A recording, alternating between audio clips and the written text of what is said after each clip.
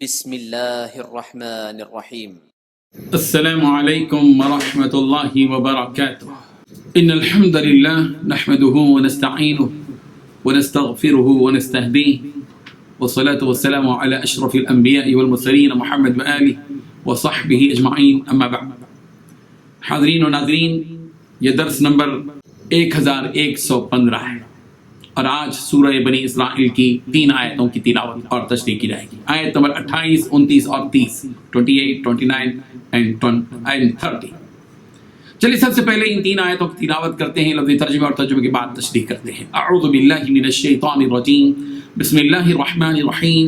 وَإِمَّا تُعْرِضَنَّ عَنْهُمُ ابْتِغَاءَ رَحْمَةٍ مِّن رَّبِّكَ ترجوها فقل لهم قولا ميسورا ولا تجعل يدك مغلولة إلى عنقك ولا تبسطها كل البسط فتقعد ملوما محسورا إن ربك يبسط الرزق لمن يشاء ويقدر إنه كان بعباده خبيرا بصيرا۔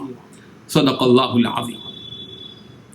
لفظی ترجمہ یوں ہے، وَإِمَّا، اور اگر، تُعْرِضَنَّ، تو اعراض کرے، عنہم، ان سے، ابتغاء رحمت، رحمت تلاش کرتے ہوئے، من ربک، اپنے رب کی، ترجوہا، جس کی تو امید رکھتا ہے، فقل، تو کہہ، لہم، ان کے لیے، قولا میسورا، آسان نرم بات، ولا تجعل، اور نہ تو رکھ، یدک، اپنا ہاتھ، مغلولتاً، بندھا ہوا، الی عنقک، اپنی گردن کے ساتھ، ولا تبسطها، اور نہیں تو اسے کھول دے، کل البسط، بالکل کھول دینا، فتقعد، کے بیٹھ رہے تو، ملومن، ملامت کیا ہوا، محسورا، تھکا مانتا۔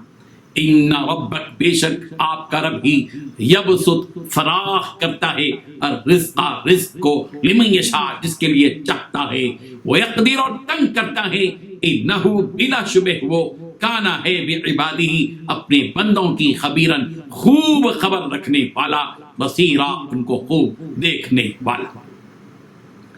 ترجمہ یوں ہے، اور اگر کبھی تمہیں ان رشتہ داروں، مسکینوں اور مسافروں سے اس لیے منہ پھیرنا پڑے کہ تمہیں اللہ کی متوقع رحمت کا انتظار ہو، تو ایسے میں ان کے ساتھ نرمی سے بات کر لیا کر، اور نہ تو ایسے کنجوس بنو کہ اپنے ہاتھ کو گردن سے باندھ کر رکھو، اور نہ ایسے فضول خرچ کہ ہاتھ کو بالکل ہی کھلا چھوڑ دو، جس کے نتیجے میں تمہیں قابل ملامت اور قلاش ہو کر بیٹھنا پڑے۔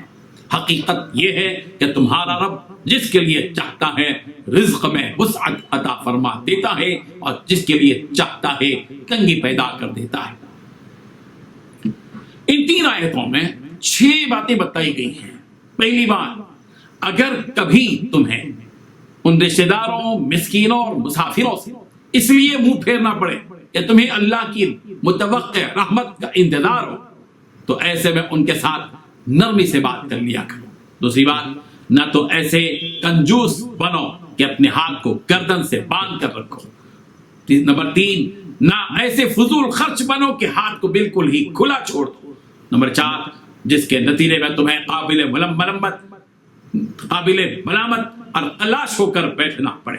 نمبر 5، حقیقت یہ ہے کہ تمہارا رب جس کے لیے چاہتا ہے رزق میں وسعت عطا فرما دیتا ہے۔ نمبر 6، جس کے لیے چاہتا ہے تنگی پیدا کر دیتا ہے۔ بزرگان محترم، ہر آدمی کے پاس وقت، مال و دولت کی اتنی فراوانی نہیں ہوتی۔ یعنی ظاہر بات ہے کہ ہم اپنے معاشرے میں، اپنے سماج میں ہم غور کریں کہ ہر آدمی کے پاس ہر وقت اتنی دولت نہیں ہوتی کہ وہ اپنے رشتہ داروں کو، مسکینوں کو، مسافروں کو دے سکے۔ اگر ایسی صورتحال پیش آ جائے کہ اپنے پاس رشتہ داروں کو، مسکینوں کو، محتاجوں کو اور مسافروں کو دینے کے لیے کچھ بھی نہ ہو، اور رشتہ داروں، مسکینوں اور مسافروں کو اس بات کی امید ہو کہ یہ کچھ نہ کچھ دے دیں گے، لیکن ان کی امید کو پورا کرنے کے لیے سخت نہ ہو، اور اپنے حالات کے اعتبار سے اس بات کی امید ہو کہ آئندہ ضرور مال و دولت میں فراوانی ہوگی، تو ایسی صورت میں اگر یہ رشتہ داری، مسکین اگر کسی چیز کا مطالبہ کریں تو ان سے ایک تو یہ کہ اچھا وعدہ کیا جائے، ان سے سخت بات مت کرو، جھڑک کر بات مت کرو۔ اتنا تو یاد رکھو کہ اللہ نے تم کو دینے کے قابل بنایا ہے، لینے کے قابل نہیں۔ اور ایسی پوزیشن میں اللہ نے تم کو رکھا ہے کہ لوگ تمہارے پاس امید لے کر آ رہے ہیں. اس جگہ اگر تم ہو کہ تم کسی اور سے امید لگائے بیٹھے ہو تو پھر دیکھو کیا ہوگا. اس لیے ایسے موقع پر جبکہ اس وقت میں تمہارے پاس پیسہ نہیں ہے، دولت نہیں ہے، کچھ دینے کے لیے رشتہ داروں کو، مسکینوں کو اور محتاجوں کو اور مسافروں کو دینے کے لیے کچھ نہیں ہے، تو ایسی صورت میں معذرت کرتے ہوئے ان سے نرم بات کرو، آسان بات کرو، درست بات کرو، اچھی بات کرو. لوگ کہو کہ دیکھو اس وقت تو گنجائش نہیں ہے، جب کبھی گنجائش ہو جائے گی تو تمہاری مالی امداد ضرور کی جائے گی.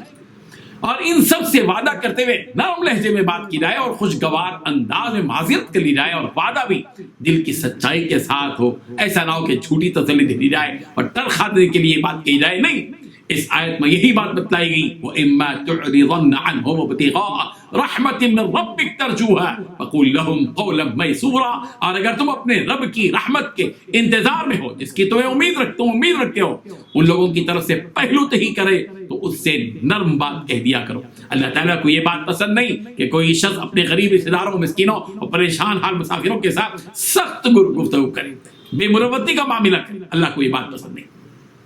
اس کے بعد اللہ تبارک و تعالیٰ کی دی ہوئی دولت کو خرچ کرنے کا ایک اصول بیان کیا جا رہا ہے کہ آدمی اپنی دولت کو 2 طریقوں سے خرچ کرتا ہے، یا تو کنجوسی اور بخل سے کام لیتا ہے، نہ تو خود پر خرچ کرتا ہے اور نہ ہی دوسروں کے پر خرچ کرنے کے لیے اس کا دل کھلا رہتا ہے. دونوں کے لیے بند. یا تو اس قدر بے احتیاطی سے کھلے ہاتھ خرچ کر دیتا ہے کہ کچھ باقی چھوڑنے کا سوال ہی پیدا نہ ہو. اللہ تعالیٰ نے مال و دولت خرچ کرنے کا طریقہ بتایا ہے، اس کا منصفانہ اور حکیمانہ طریقہ بتایا. اس آیت میں کہا کہ وَلَا تَجْعَلْ يَدَكَ مَغْلُولَةً إِلَىٰ عُنُقِكَ وَلَا تَبْسُطْهَا كُلَّ الْبَسْطِ فَتَقْعُدَ مَلُومًا مَحْسُورًا. تم اپنے ہاتھ کو اپنی گردن کی طرف بندھا ہوا مت رکھو، یعنی کنجوس اور بخیل مت بن جاؤ، اور نہ ہی اپنے ہاتھوں کو بالکل کھول دو. اگر ایسا کرو گے تو ملامت کیا ہوا خالی ہاتھ خلاص ہو کر بیٹھ جاؤ. یعنی اگر آدمی اپنی محنت سے کمائی ہوئی دولت کو بیجا خرچ کرنے لگے، اسراف اور فضول خرچی کرنے لگے اور بے ضرورت اپنی دولت لٹائے، جیسا کہ آج کل شادیوں اور ولیموں کے موقع پر نادان قسم کے لوگ لاکھوں کروڑوں روپے خرچ کر ڈالتے ہیں اور بعد میں خالی ہاتھ فتح خان بنے بیٹھ جاتے ہیں اور اپنی حماقت پر آنسو بہاتے ہیں. اور ظاہر بات ہے کہ حال ہی میں 72 سالہ ایک صاحب سے ہماری ملاقات ہوئی جن کی آنکھوں پر آنسو تھے. وہ اپنے نافرمان بیٹے کی نافرمانی اور سرکشی کا دکھڑا سنا رہے تھے. یہ وہ بیٹا ہے جس کی شادی پر انہوں نے 35-40 لاکھ روپے خرچ کیے محض اس ذام میں کہ یہ چھوٹا بیٹا ہے، اور آج وہ اپنی اس نادانی پر کافی افسوس بن رہے ہیں کہ اتنا خرچ کرنے کے باوجود اس بیٹے کا رویہ باپ کے تئیں یہ ہے کہ اس بوڑھے باپ کی موت کا منتظر ہے کہ کب بوڑھا مر جائے گا اور کب میں کروڑوں کی اس دولت کا وارث بن جاؤں گا. ہائے افسوس. مال و دولت کے خرچ کرنے کے آداب میں سے ایک ادب یہ ہے کہ زندگی میں اعتدال کے ساتھ خرچ کیا جائے، نہ ہی بخل سے کام لے اور نہ ہی کنجوسی کرے اور نہ ہی بے دریغ محنت سے کمائی ہوئی دولت کو اڑا دے. اللہ تعالیٰ نے دولت دی ہے تو خود پر بھی، اپنے اہل و عیال پر بھی، اپنے ماں باپ پر بھی، اپنے بھائی بہنوں پر بھی اور دیگر رشتہ داروں پر بھی خرچ کرے. سخاوت اور فیاضی سے کام لے. ہاں، خرچ کرنے میں اسراف اور فضول خرچی نہ ہو. اپنی طاقت سے بڑھ کر خرچ نہ کرے، اپنی آمدنی کو ملحوظ رکھتے ہوئے خرچ کرے. اس قدر بے دریغ خرچ نہ کرے کہ اس ہاتھ میں کوڑی بھی باقی نہ رہے اور پھر اپنے آپ پر ملامت کرتا پھرے. حضرت ابن مسعود رضی اللہ عنہ سے روایت ہے، رسول رحمت صلی اللہ علیہ وسلم نے ارشاد فرمایا، الاقتصاد فی النفقۃ نصف المعیشہ. خرچ کرنے میں اعتدال اختیار کرنا یعنی میانہ روی اختیار کرنا آدھی معیشت. اللہ اکبر. اللہ تعالیٰ میں حقیقتوں کو سمجھنے کی توفیق عطا فرمائے. وآخر دعوانا ان الحمد للہ رب العالمین.